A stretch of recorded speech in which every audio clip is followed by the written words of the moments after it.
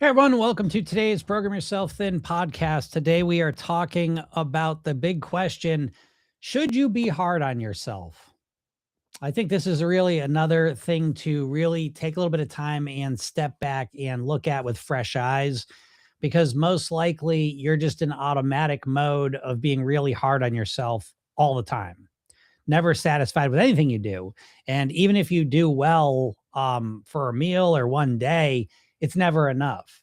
And so you probably, if you're like the average dieter, find yourself in this never ending cycle of being so hard on yourself, so mean to yourself, cruel, punitive, just all the negative things that we don't like to treat people like or be treated as. You're probably talking to yourself like you're probably doing to yourself. And so the big question I want to ask is to take a step back and say, is this working? Does it work to be really hard on yourself? And let's consider some alternatives too. I guess the first question is, let's just look at the obvious. Are you at the weight you want to be at? Are you getting the results you want? That's the first question we got to ask, because if you have been really hard on yourself for a long, long time and you're not getting the results you want, what are we doing? You may believe for some reason that this is the best way to be really hard on yourself, is the best way to go about it. But what I'm suggesting is take a step back and reflect. Is it the best way? Is it giving you the results you want? And that's the metric we're using. I don't want to hear that you have some philosophy or idea that it's the best thing. I want to just look at the facts. Are you creating the results that you want? Do you weigh what you want? Are you hard on yourself? Have you been hard on yourself for a long time? We've got to start there. And most likely, you're not getting the results you want, and you've just gotten progressively more and more harder and meaner on yourself.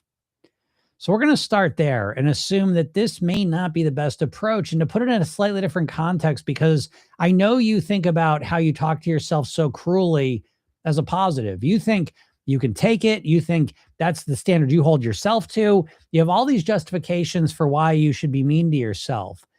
But I want to look at it from a slightly different angle, that if in the real world, in your life, you can reflect on your life and think of people you've worked for, bosses you've had, teachers you've had, coaches you've had, mentors, role models you've had in your life, people you looked up to.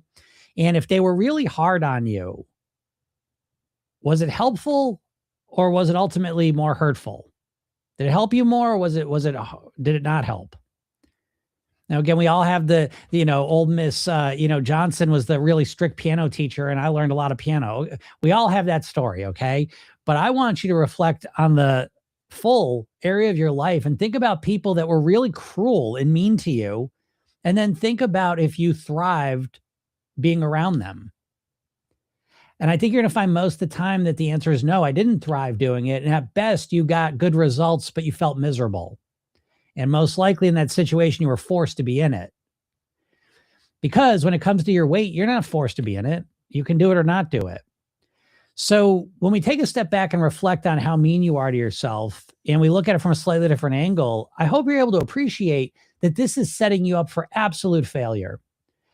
Because we start on day one attempting to change the way we eat. We want to eat better, which we can look at as a skill. Now, I know most dieters think it's just a logical thing that I know how to eat. Now I should just do it.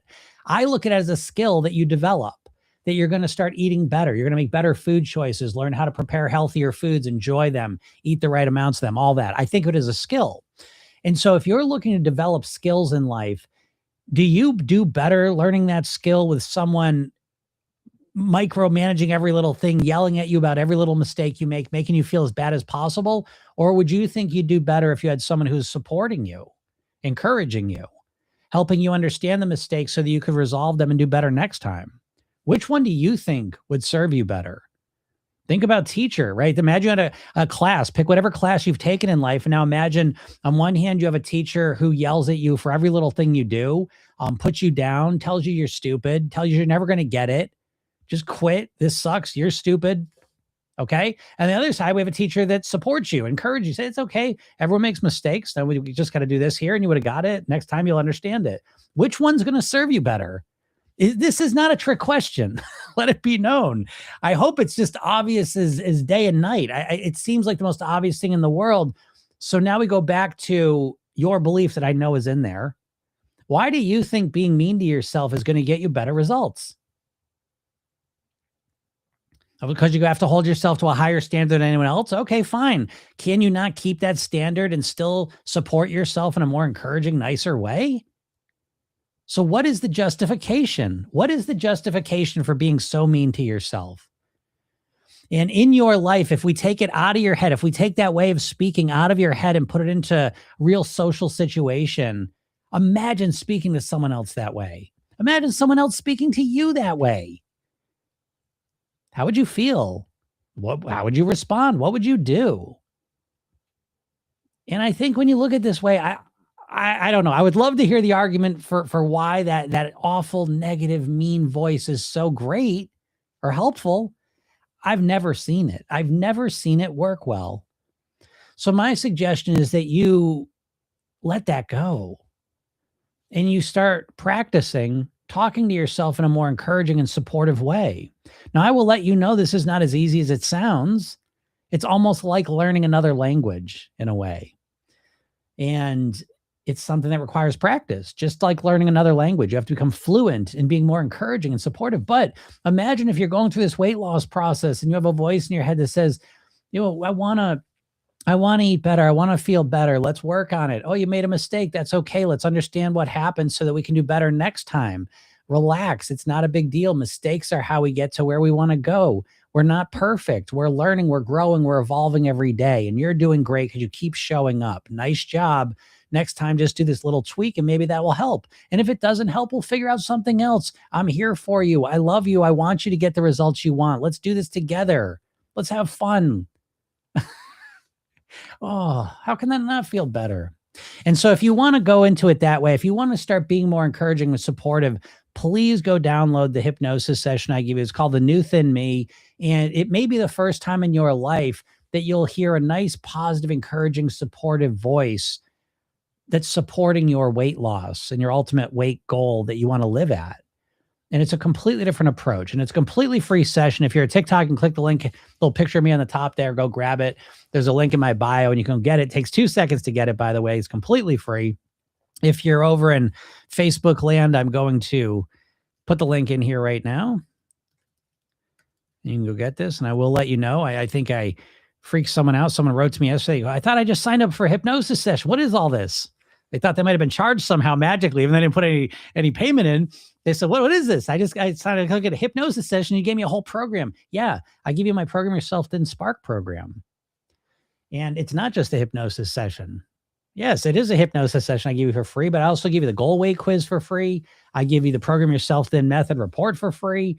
I give you the 3 steps to living your goal weight training for free.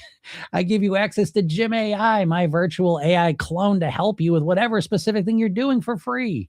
So all you have to do is go over there and put that little thing in there.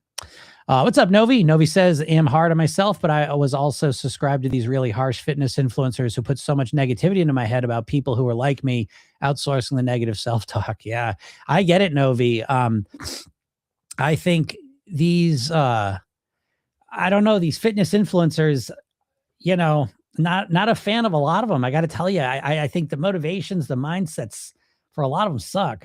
Just be honest. That's my take on it, but I get it, Novi. And I think most people have a very negative mindset, negative voice in their head specifically. And, yeah, agreed. So Novi's in the program. So again, Novi, that's one of the main things that you're doing in there. When you listen to each hypnosis session, it's giving you a role model for what, real supportive, encouraging, internal dialogue sounds like.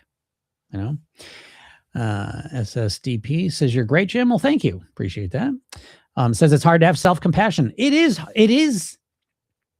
hard. Now, remember, cognitively, all of us humans, we all have a negativity bias. Part of our evolution to get here is that we had to remember where the lion was more than where the beautiful flower was. So we all have a negativity bias, where negative things just they grab onto us more than positive things. They're more impactful, and they tend to stick more than the positive stuff. That's just something we all have to deal with.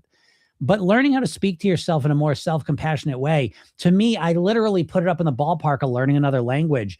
And that's why that's just one more way that I think hypnosis helps so much. It's like listening to, if you're learning Spanish or something, you're listening to Spanish language tapes, and you're hearing the Spanish word and the English word, and you're learning, you know what I mean? You're internalizing that. And I think learning how to speak to yourself in a more compassionate way is almost on that level. And I think if you put the time and effort into it, I think it's one of the greatest gifts you can give yourself. It certainly was for me. I can tell you, I had and have, continue to have, by the way. So I want to make clear something else, that just because you work on having a more compassionate internal dialogue does not mean that your negative one goes anywhere. You will have your negative internal voice for the rest of your life. The same way that if you speak English, you'll know English for the rest of your life. Okay. You don't have to get rid of your negative voice to improve. You need to develop a compassionate, supportive, encouraging voice that shows up on the scene and deals with the negative voice. And that's how it works in a more accurate way, at least in my experience.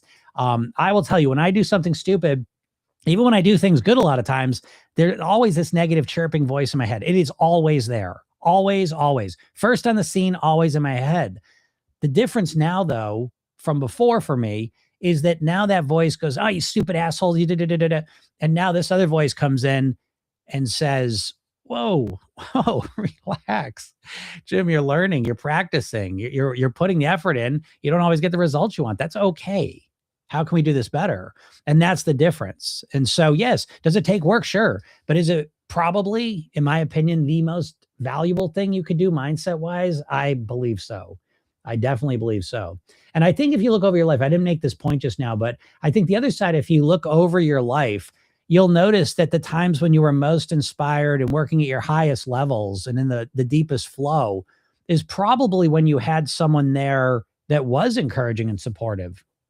And it could be something as little as, it could be it could be your grandma showing you how to make cookies. And it's like, oh, you enjoyed the process. And now you're good at making cookies, right? It's probably because you had that nice, warm, encouraging support. So again, I think it's a pretty easy open and shut case when you reflect on it. But the problem is that you don't know how to speak encouraging right now, most likely. And so, yes, it is a challenge. I'm not going to argue that, but well worth it, I think. Pietruca says, "You're so motivating." Well, thank you. Thank you. I try. That's my goal. My goal here is to help you all. My mission in life is to help as many people as possible live at their goal weight for the rest of their lives on near autopilot. And that is why I'm here every day. I am here every Monday through Friday, usually around noon Eastern. And happy to take any questions you have. So if you have any weight loss questions, feel free to ask them. Any weight loss questions are welcome. I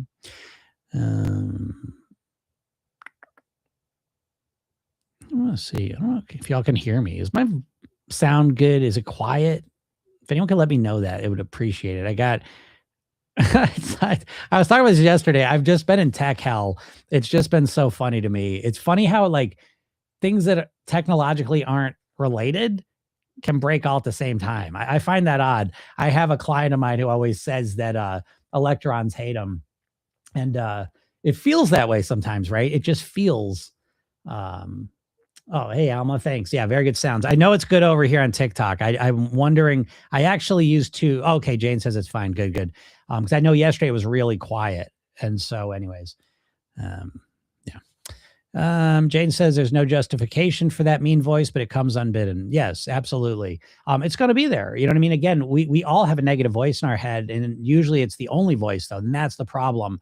Not that it's there, but that it's the only voice. And so again, please understand the answer I'm saying is that it should be, you should put the effort into creating that voice, And if you do, it's life-changing. Jane says, I got Spark, but I've not gotten any emails from you. Listen, if you're on my list and you haven't been getting emails, I apologize. There was an email issue in my service. Took a couple days to identify it. They fixed it.